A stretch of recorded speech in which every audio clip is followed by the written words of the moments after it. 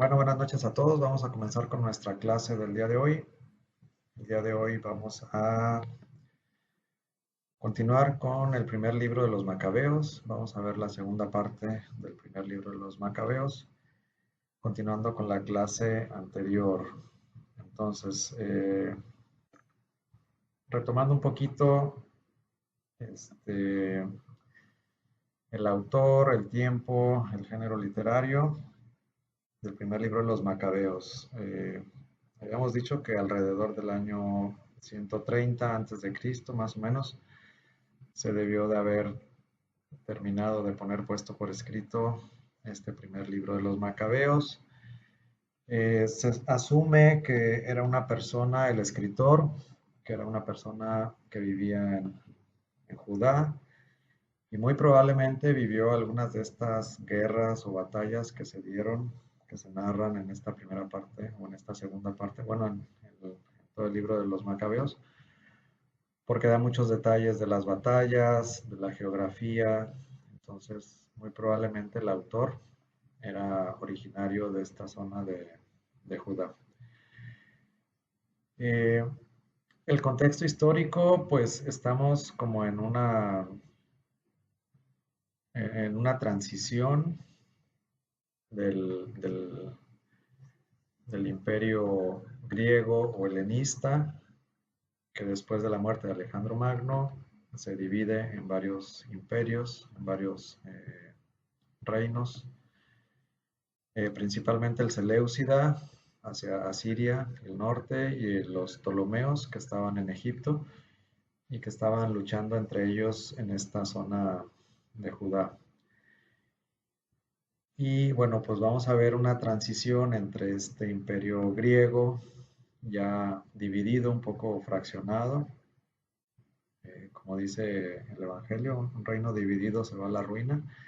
Entonces, pues este reino que en su momento dirigía Alejandro Magno, pues era un imperio que se extendió por todo el Mediterráneo y más allá.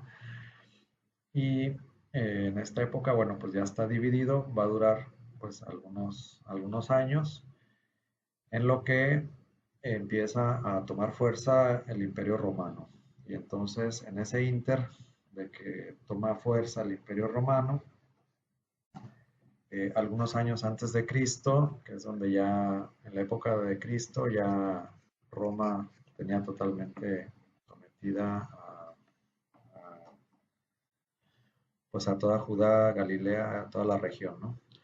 Entonces ahorita estamos viendo como esa transición, vamos a ver entonces cómo el imperio Seleucida principalmente es el que rige en Judá y pues cómo estos macabeos, esta familia de los macabeos, que son como una especie de guerrilla o resistencia al imperio, bueno, pues sí, al reino de Seleuco y sus sucesores, el reino Seleucida, empiezan a establecer estas batallas de tipo guerrilla porque siempre iban en inferioridad numérica.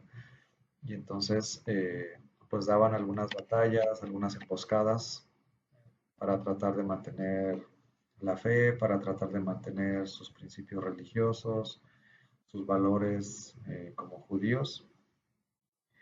Y luego después como esta familia de los macabeos, después con Judas Macabeo y sus hermanos, Jonatán, Simón y sus hijos, al final, bueno, va a transicionar hacia la dinastía Asmonea, que va a regir pues también por muchos años hasta la llegada del Imperio Romano, también como 30, 40 años antes de Cristo, que es donde van a invadir los romanos. Entonces, tenemos primero el Imperio griego, luego el Imperio Seleucida, luego las luchas intestinas o la resistencia civil de los macabeos, y luego transiciona a la dinastía Asmonea, que van a ser los que van a gobernar en esta región hasta la llegada de los romanos.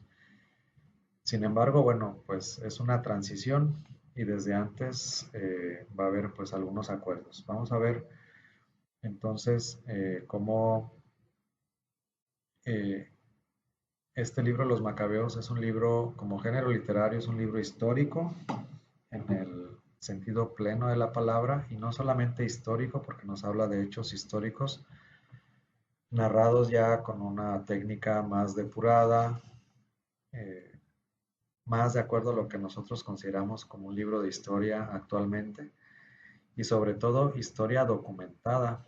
No solamente va a decir lo que sucedió, sino que dentro de su escrito va a introducir pues varios textos externos como soportando, como sustentando sus afirmaciones históricas. O sea, es como el primer libro histórico ya plenamente documentado, ¿no?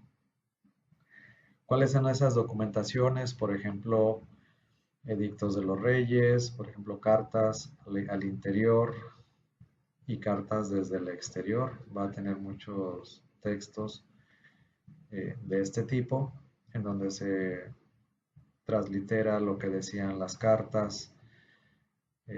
Por ejemplo, cartas donde alguno de los macabeos intentaba establecer algún convenio con el Senado romano o con el Imperio Seleucida o con los egipcios, etcétera. Entonces, todas estas cartas son transcritas dentro del texto y se entiende que es como documentos externos que el mismo autor va introduciendo en el texto como para dar soporte a lo que está afirmando. No es solamente hechos históricos contados por un narrador, sino bien documentados. Entonces el género literario es histórico y pues dentro del género histórico la novedad es esta documentación que pueden ser cartas, edictos, tratados, convenios entre pueblos, naciones, reyes, etcétera. Y bueno, pues eso sería como la novedad. Eh, el tema principal aquí es, dentro de estos textos históricos, pues dónde está Dios, ¿no? ¿Dónde queda Dios? Y bueno, pues es como la interpretación. En la primera parte del libro de los Macabeos sí hay más poemas, sí hay más alusiones directas a Dios, hay oraciones, hay plegarias. En la segunda parte hay menos, solamente hay un solo poema. Prácticamente no hay oraciones. Sin embargo, sí se asume y se entiende, sobre todo, que las batallas o que la lucha que dan los macabeos, los hijos de los macabeos, o esta dinastía o esta familia de los macabeos, todas estas luchas que emprenden, pues son en favor de, o se ven favorecidas por Dios, o se han puesto en oración o en consagración esta lucha, esta batalla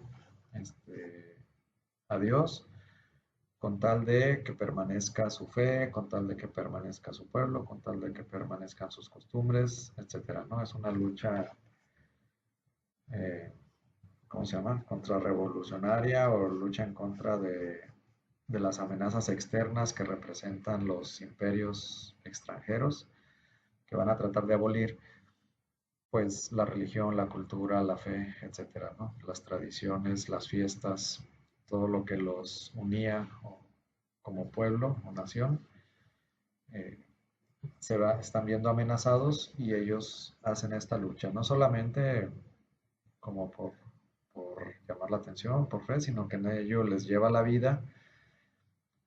Todos estos hermanos macabeos van a ser muertos en batalla, les va la vida en tratar de defender, ¿no? Defender su fe. Y se entiende que todo esto lo ponen en manos de Dios y asumen que todas las victorias se deben gracias a Dios, y las derrotas a lo mejor porque es que algo les faltó a ellos, no a Dios, ¿no? Entonces, bueno, se entiende cómo se asumen o asumen su papel que tienen que realizar en esta vida, que es defender la fe, defender su pueblo, aunque a ellos les cueste la vida en las batallas, ¿no?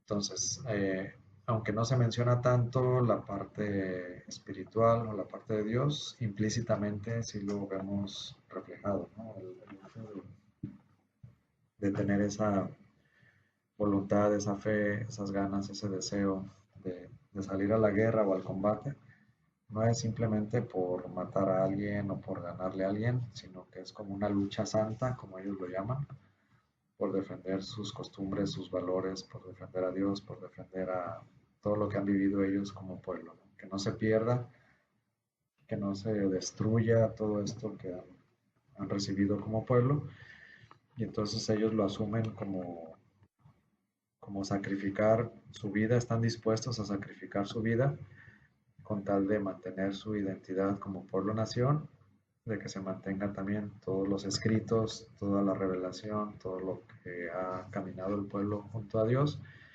y ellos también de alguna manera pues se consagran a Dios en estas luchas y en estas batallas. Entonces de ahí entonces asumir el sentido religioso de estos libros, aunque no se mencionen tanto explícitamente, se menciona más la parte política, la parte diplomática, que es la que va a estar más en juego. Bueno, vamos a ver una pequeña presentación. Vamos a ver la sesión 12, vamos a ver la segunda parte del libro de los Macabeos, desde Macabeos 9:23 hasta el 16:24. Y vamos a ver cómo la diplomacia toma un rol importante en estas luchas, conquistas, y cómo se va consolidando la dinastía Asmonea. Cómo nace y se conserva la dinastía Asmonea en medio de esta técnica o táctica de la diplomacia que les permite mantenerse y sobrevivir. Vamos a ver entonces del martirio de Judas, que ya lo vimos en la sesión pasada, a la paz de Simón, ¿no? Desde Judas hasta Jonatán, Simón y sus hijos. Cómo la fe y la astucia política transformaron una revuelta en una nación independiente. Bueno, eso es lo que vamos a ver en este tema. Dice aquí entonces que tenemos el momento de la vulnerabilidad. Estamos hablando del año 160 a.C. Dice, tras la muerte de Judas en la batalla de Elazá, lo vemos citado en 1 Macabeos 9, el movimiento de resistencia enfrenta su hora más oscura. Entonces tenemos aquí una batalla cerca de Jerusalén, aquí abajo está Belén, acá está Tecoa, de donde es el profeta Amós, y acá tenemos el Mar Muerto. La persecución se trata de una gran tribulación en Israel, como no la había desde que no aparecerían profetas. Desde la época de los profetas no había una persecución así tan grande. La libertad no se gana solo con batallas, también requiere perseverancia cuando el héroe cae.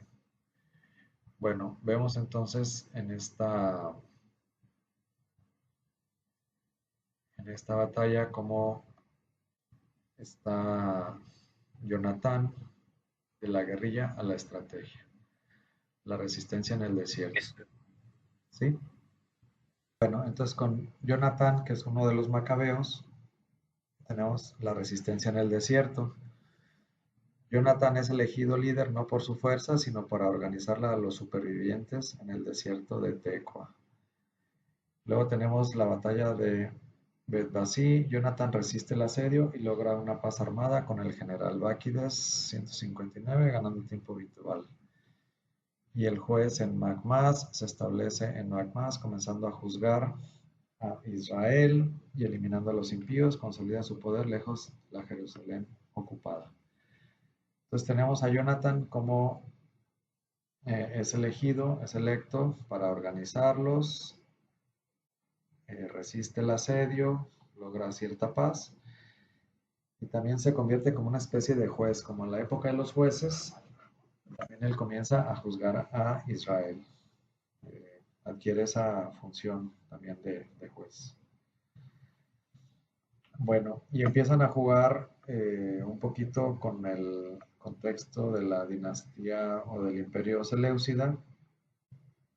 la debilidad interna de Siria se convierte en fortaleza de Israel. Por un lado tenemos dos dinastías que se pelean el poder dentro de los Seleucidas, del imperio, del reinado de los Seleucidas, que era una sección de los helenistas o griegos. Entonces, por un lado tenemos la dinastía de Seleuco y por el otro tenemos la dinastía de Antíoco. De Seleuco viene su hijo Demeterio I, Demeterio II, y acá tenemos a Alejandro y Antíoco VI. Y entonces Jonathan empieza a negociar, ¿no? Empieza a negociar con unos y con otros. Con uno empieza a negociar el apoyo militar, con el otro empiezas a tener ciertas concesiones políticas. Hay cartas de por medio, de un lado, del otro. Y entonces, bueno, pues Jonathan vende su lealtad al mejor postor, obteniendo concesiones que la guerra por sí sola no podía ganar. Vamos a ver entonces que es muy discutible la política de esta de negociar, sobre todo con potencias extranjeras, el negociar con los Seleucidas, el negociar con los egipcios, el negociar con los romanos, pues a lo mejor de momento le ganaba algún tiempo, algunas concesiones, pero desde el punto de vista de la fe, desde el punto de vista de la revelación, pues como que no es bien visto, ¿no? Va a negociar también con los romanos, que después los van a someter, entonces pues como que siempre es ese juego de negociar con unos, pero después pagas el castigo, ¿no? De haber negociado y después ese mismo con el que negociaste es con el que se somete. O al revés, ¿no? Es ilógico que Judá negocie con Egipto cuando habían sido esclavizados por 400 años, etcétera, ¿no? Pero bueno, a veces confiaban más en sus tácticas diplomáticas y políticas para negociar con las diferentes naciones para obtener ciertas ventajas que confiar en la presencia de Dios, ¿no? Esto es, digamos, que es de lo que se les llega a criticar, todos estos pactos que hacían con las naciones extranjeras. De alguna manera es como no confiar en Dios, de alguna manera es como confiar más en los imperios humanos que confiar en el poder y en la presencia de Dios en sus vidas presentes. Bueno, el giro decisivo es nombrado sumo sacerdote, ¿no? Entonces, el nombramiento, Alejandro Balas, usurpador al trono sirio, nombra a Jonatán, sumo sacerdote y amigo del rey, para asegurar su apoyo contra Demetrio I. Entonces, el mismo líder que ya fungía como juez, este líder guerrillero, ahora resulta que es nombrado sumo sacerdote, ¿no? Que también es criticado como si hubiera comprado ese título, como si lo hubiera adquirido ilegítimamente. Y Jonathan se viste de púrpura oficial en la fiesta de las tiendas, ¿no? Toma su papel de sumo sacerdote. ¿El significado cuál es? Fusión histórica de poderes, el liderazgo militar de los macabeos, ahora asume el liderazgo cultural, ahora es el sumo pontífice. El líder de los guerrilleros ahora es el sumo pontífice, ahora es el sumo sacerdote, ¿no? ¿Cuál es el conflicto? Bueno, pues este pragmatismo genera rechazo en los grupos más piadosos, los Hasidim, y es el origen de la ruptura que llevará a la secta de Qumran. Los esenios, ¿se acuerdan? En la época de Jesús había estos esenios que se iban a la montaña a vivir, a Qumran o a diferentes lugares, pues como para mantenerse puros, de acuerdo a su pensamiento, de acuerdo a como que ya les parecía que no era correcto que el líder guerrillero pues tomara el lugar del sumo sacerdote, ¿no? Y entonces ellos, para mantenerse puros, se alejaban de la sociedad para mantenerse como una especie de vida monástica de esa época. para mantener la pureza y vivir de acuerdo a la palabra escrita. Bueno, ¿cuáles son los frutos de la diplomacia entonces? Tenemos pactos con Demetrio II en el año 145. A cambio de apoyo político, Jonatán consigue anexión territorial, transferencia de 3 distritos samaritanos a la jurisdicción judía. Entonces tenemos aquí cómo van incrementando su territorio. Y también tiene una exención fiscal, queda libre de tributos reales e impuesto a la corona.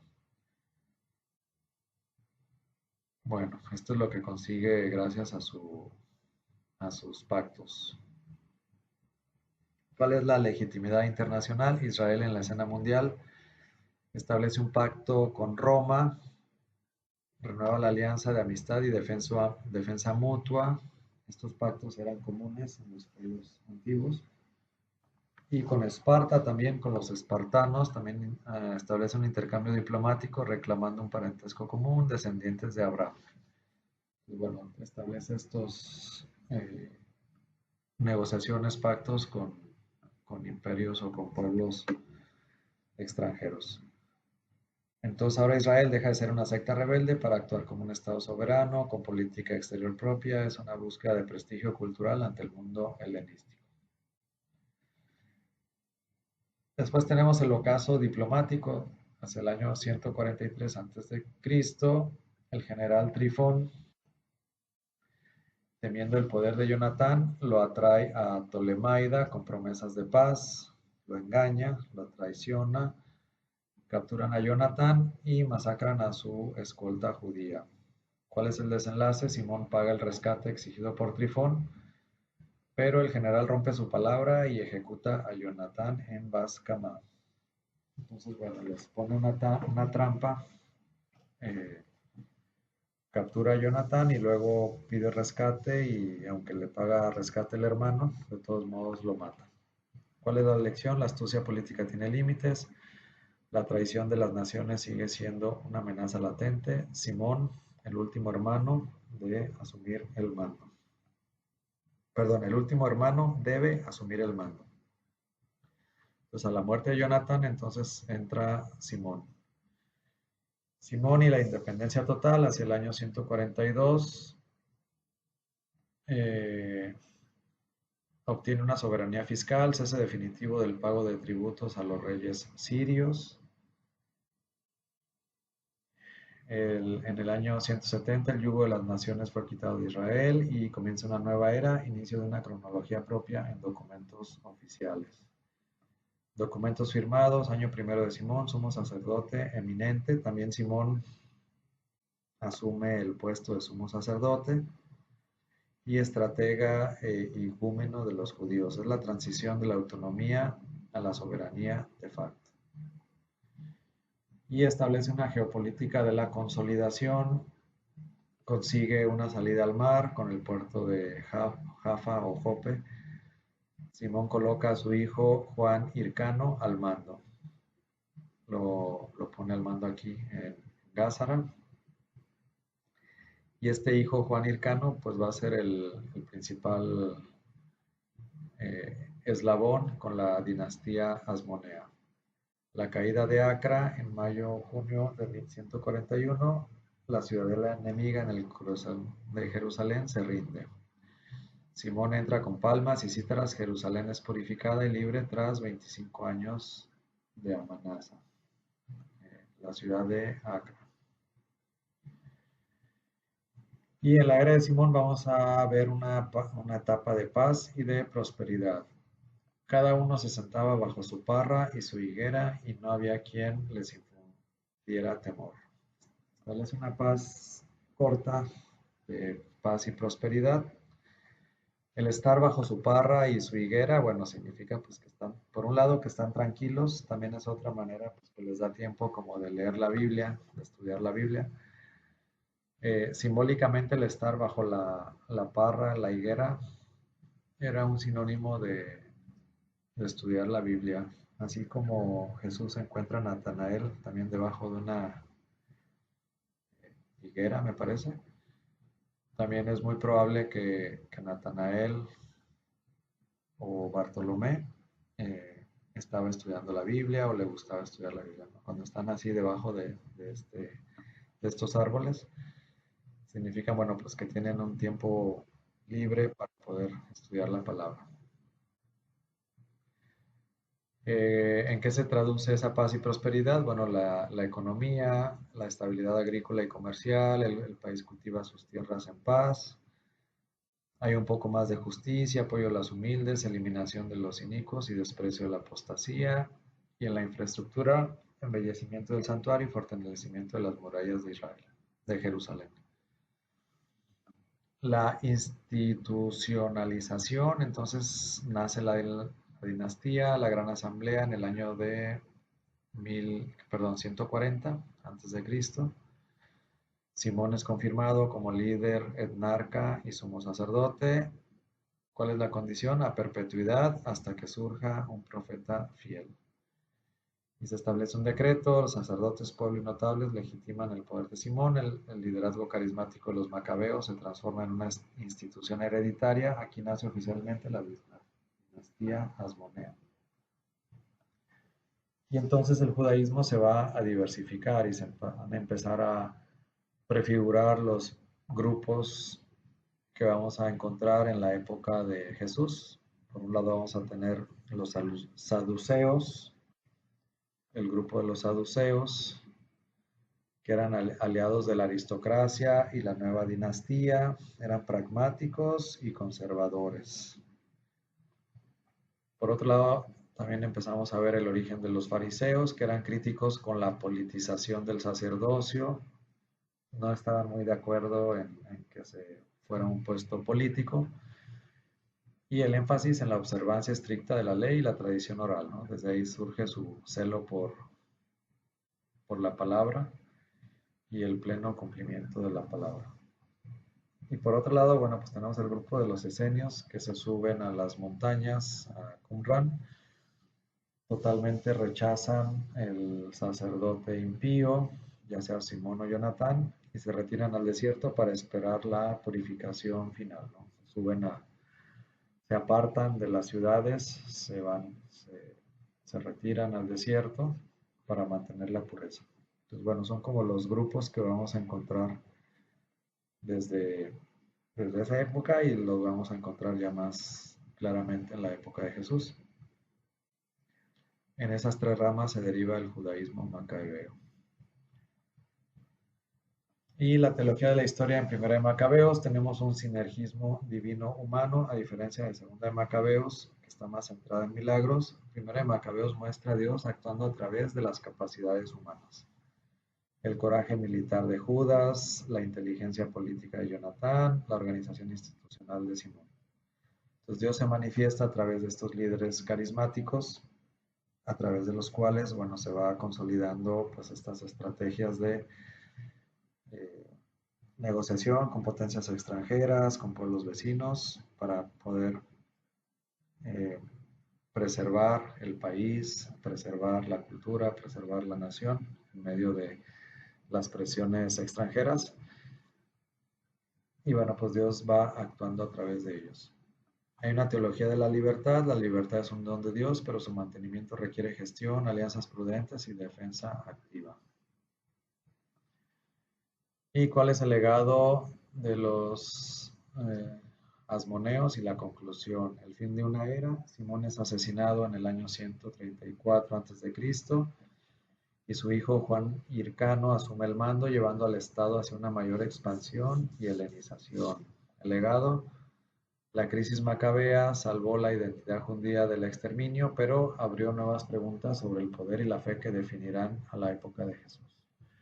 Entonces sí, por un lado mantienen la identidad judía, pero por otro lado los diferentes acuerdos o convenios que establecieron con los diferentes pueblos, pues van a ser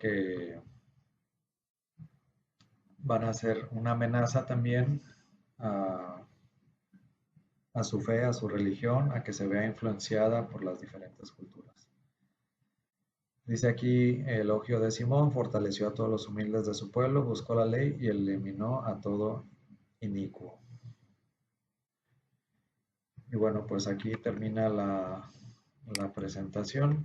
para tomar en cuenta cuando se haga la lectura de este libro. Sí está lleno de referencias históricas, de luchas militares, guerras, en medio de estas guerras y guerrillas, guerrillas porque, bueno, normalmente con menos salían al combate a ejércitos que los superaban en número.